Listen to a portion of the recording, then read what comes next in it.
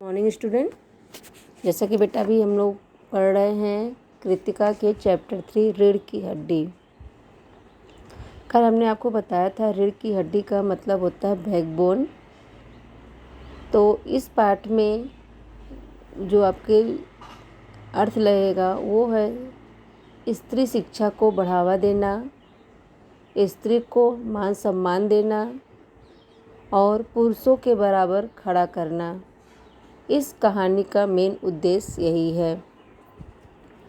इसमें जगदीश चंद्र माथुर ने एक कहानी लिखा है। उसमें कुछ किरदार हैं, जैसे एक लड़की है उमा, उसके पिता गोपाल प्रसाद, माता उमा और नौकर है रतन। यहाँ जो लड़की है वो गोपाल प्रसाद की, उसके माता पिता जो है, माता प्रेमा नाम है उनका और पिता का नाम राम स्वरूप है।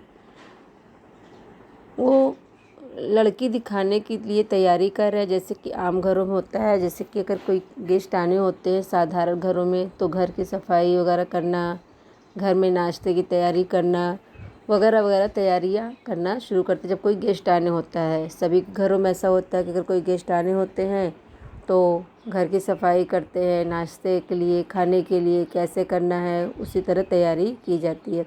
उसी तरह गोपाल प्रसाद और प्रेमा भी तैयारी कर रही हैं। और लड़के वाले जो हैं वो हैं आपके गोपाल प्रसाद और उनका बेटा है शंकर। गोपाल प्रसाद जो है पेशे से वकील हैं और उनका बेटा शंकर जो मेडिकल की तैयारी कर रहा है। यहाँ पे जो गोपाल प्रसाद जी हैं उनकी थोड़ा सा मानसिकता जो है विकसित नहीं हुई है स्त्रियों के मामले में। वे कम पढ़ी लिखी लड़की चाहते हैं और उमा बीए पास है, लेकिन ये बात उसके पिता राम स्वरूप ने लड़के वालों से छुपा रखी थी, क्योंकि उनको लगता है कि रिश्ता बहुत अच्छा है, रिश्ता टूटना नहीं चाहिए, हाथ से नहीं जाना चाहिए। तो इसलिए उन्होंने झूठ बोला था कि हमारी लड़की सिर्फ हाई स्कूल तक ही पास है। और ये बात उन्होंने अपनी पत्नी यानी प्रेमा से भी कहा कि लड़के वालों के सामने जाहिर नहीं होना चाहिए कि उमा बीए तक पास है। ठीक है, हमने आपको एक तरह पाठ का सार समझा दिया है। आइए हम आपको रीडिंग देखते हैं कि इस पाठ की रीडिंग में क्या है। ये एक नाटक के रूप में दर्शाया गया है ये पाठ, और एक एक करके सबके किरदार के बारे में बताया गया है। कौन सा किरदार क्या काम कर रहा है, कैसे कर रहा है, क्या बोल रहा है, इसके बारे में बताया गया है। तो आइए देखते हैं इस पाठ के में जगदीश चंद्र माथुर जी ने क्या क्या लिखा है, कैसे लड़की वाले अपने घर को तैयार करते हैं। लड़के वाले जब आते हैं तो क्या बातें होती है, किस तरह की बातें होती है। तो इसके बारे में जानने के लिए हम लोग पाठ की रीडिंग करते हैं। तो आइए पाठ की रीडिंग देखते हैं। मामूली तरह से सजा हुआ एक कमरा, अंदर के दरवाजे से आते हुए जिन महाशय की पीठ नज़र आ रही है वे अधेड़ उम्र के मालूम होते हैं। अधेड़ उम्र तो ज़्यादा उम्र। एक तख्त को पकड़े हुए पीछे की ओर चलते चलते कमरे में आते हैं। तख्त का दूसरा सिरा उनके नौकर ने पकड़ रखा है। यानी यहाँ पे राम स्वरूप की बात हो रही है, जो उमा के पिता हैं, लड़की के पिता हैं। वे लड़के वाले आने वाले होते हैं तो घर की अच्छे से साफ़ सफाई करके बिस्तर वगैरह लगाने की तैयारी कर रहे हैं। जो एक तख्त है उसे पकड़कर वो एक कमरे में रख रहे हैं। एक हिस्सा वे पकड़े हुए हैं और दूसरा हिस्सा उनका नौकर जिनका नाम रतन है वो पकड़ के रखे हुए लेकर आ रहे हैं। अब रतन देखिए क्या कर रहा है। बाबू अभी धीरे धीरे चल, अब तख्त को उधर मोड़ दे, उधर, बस बस, जैसे कॉमन सी बातें होती है कि इधर रखना है, ऐसे रखना है, इधर मोड़ो, उधर मोड़ो, तो यही चीज़ें मालिक और नौकर में हो रही है। नौकर, बिछा दूँ साहब? बाबू, ज़रा तेज आवाज़ में, और क्या करेगा? परमात्मा के यहाँ अक्ल बट रही थी तो तू देर से पहुँचा था क्या? बिछा दूँ साहब? और यह पसीना किस लिए बहाया है? नौकर, तख्त बिछाता है, हंसने लगता है, मतलब तख्त बिछाते बिछाते हंसने लगता है। रामस्वरूप पूछते हैं, हंसता क्यों है? मतलब रामस्वरूप, क्योंकि रतन उसको बाबू कहते हैं, इसलिए यहाँ पे बाबू शब्द का प्रयोग किया गया है। तो बाबू हंसता क्यों है? अबे, हमने भी जवानी में कसरतें की है, कलशों से नहाता था, लोटे की तरह। यह तख्त क्या चीज़ है? उसे सीधा कर। यूँ, हाँ बस। और सुन, बहू जी से दरी मांग ला। यानी बहू यानी नौकर से कहता है कि उनकी पत्नी यानी जो प्रेमा है, उनकी बहू से कहता है कि जाओ उनके दरी मांग के ला, इसके ऊपर बिछाने के लिए। चादर भी कल जो धोबी के यहाँ से आई है वही।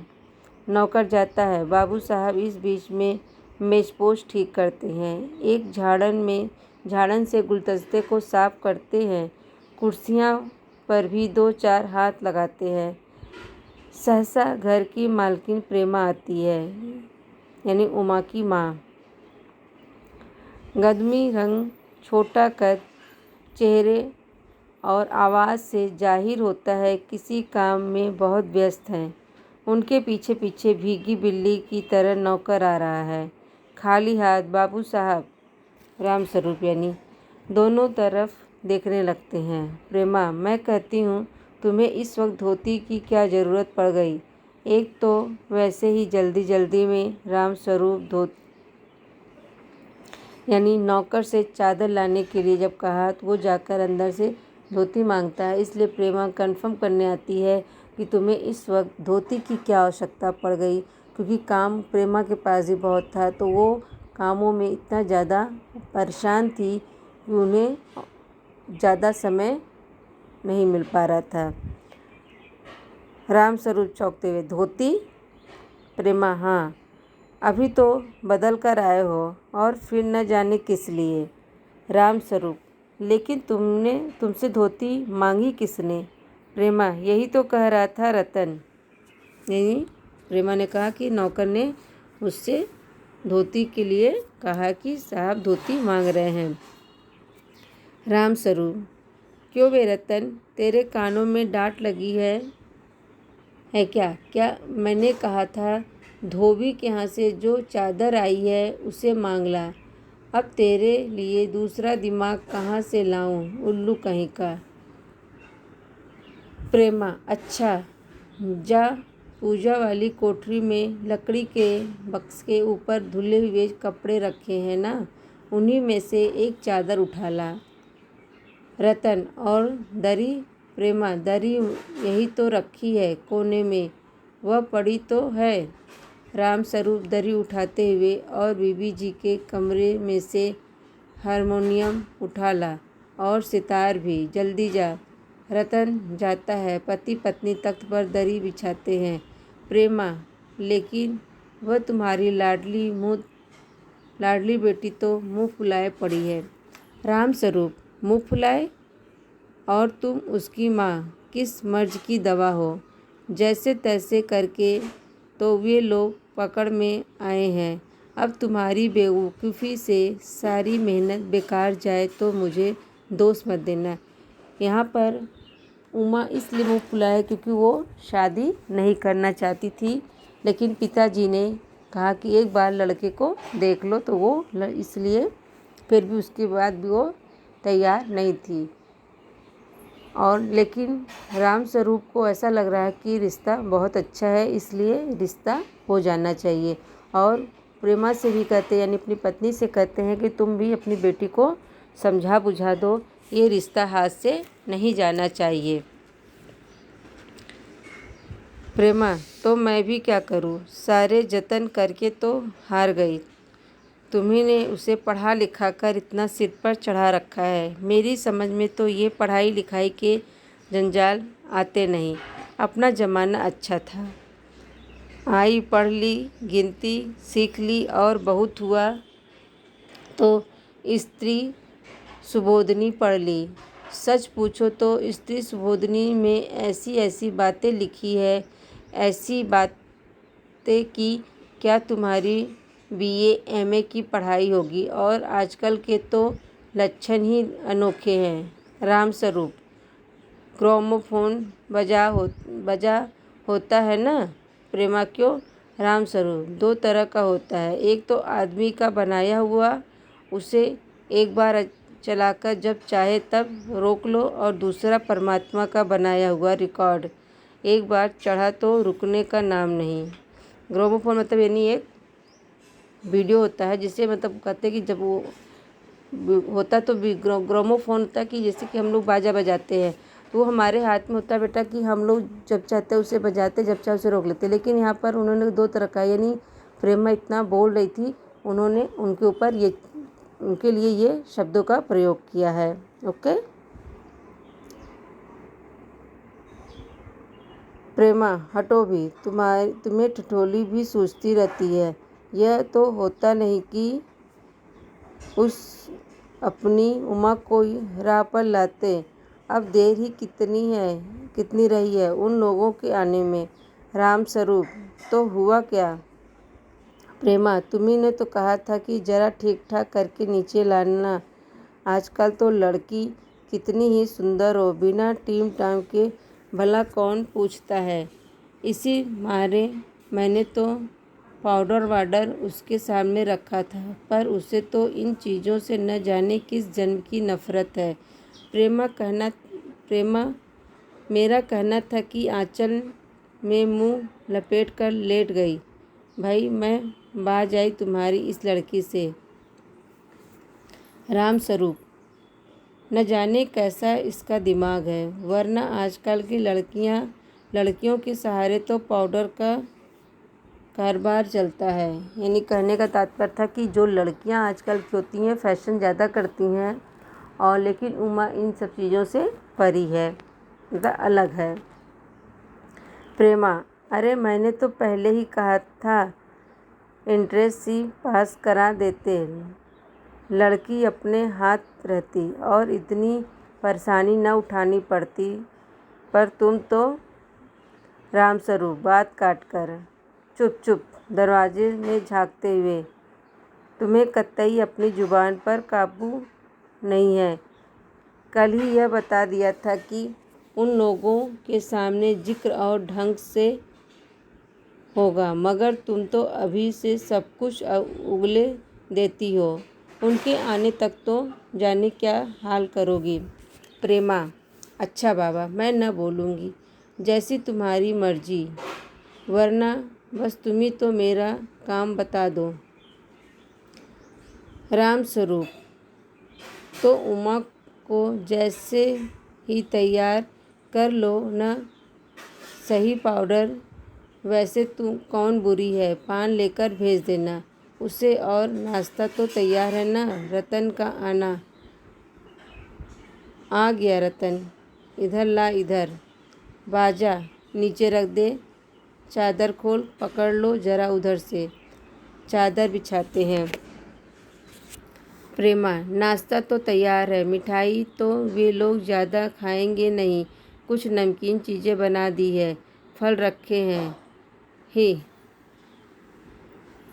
चाय तैयार है और टोस्ट भी है, मगर हाँ मक्खन तो आया ही नहीं। राम स्वरूप, क्या कहा? मक्खन नहीं आया? तुम्हें भी किस वक्त याद आई? जानती हो कि मक्खन वाले की दुकान दूर है, पर तुम्हें तो ठीक वक्त पर कोई बात सूझती ही नहीं। अब बताओ रतन, मक्खन लाए कि यहाँ का काम करे? दफ्तर के चपरासी से कहा था आने के लिए, सो नखरों के मारे नहीं, मतलब उनका कहने था नौकर को उन्होंने बुलाया था, लेकिन नौकर नहीं आया। प्रेमा, यहाँ का काम कौन ज़्यादा है, कमरा तो सब ठीक ठाक है, बाजा सितार आ ही गया है। नाश्ता यहाँ बराबर वाले कमरे में ट्रे में रखा हुआ है, सो तुम्हें पकड़ा दूँगी। एक आध चीज़ खुद ले आना, इतनी देर में रतन मक्खन ले ही आएगा। 2 आदमी ही तो हैं। राम स्वरूप: हाँ, एक तो बाबू गोपाल प्रसाद और दूसरा खुद लड़का है। देखो, उमा से कह देना कि ज़रा करीने से आए, यानी तरीके से। ये लोग ज़रा ऐसे ही हैं। गुस्सा तो मुझे बहुत आता है इनके दकियानूसी ख्यालों पर। खुद पढ़े लिखे हैं, वकील हैं, सभा सोसाइटी में जाते हैं, मगर लड़की चाहते हैं ऐसी कि ज़्यादा पढ़ी लिखी ना हो। ठीक है बेटा, तो ये रीडिंग हम यहीं पे समाप्त करते हैं। जैसे कि यहाँ तक अभी आप लोगों ने देखा कि लड़की आने की मतलब लड़के वाले आने वाले होते हैं और लड़की के पिता यानी लड़की उमा, उसके पिता रामस्वरूप और प्रेमा और उनका नौकर किस तरह घर को साफ कर रहा है और नाश्ते की तैयारी की जा रही है और कैसे वो उस माहौल को कैसे करना है उस पे वो लोग चर्चा भी कर रहे थे, प्रेमा और रामस्वरूप। लेकिन उमा इस चीज़ के लिए तैयार नहीं है, इसलिए वो मुँह फुलाकर बैठी हुई है। तो ये वीडियो बेटा हम यहीं पे समाप्त करते हैं। इसके आगे रीडिंग हम आपको अगले वीडियो में बताएंगे। और कोई भी प्रॉब्लम हो, कोई भी कन्फ्यूज़न हो तो आप मुझसे डिस्कस कर सकते हैं। ओके, तो ये वीडियो बेटा यहीं पे समाप्त करते हैं। Thank you.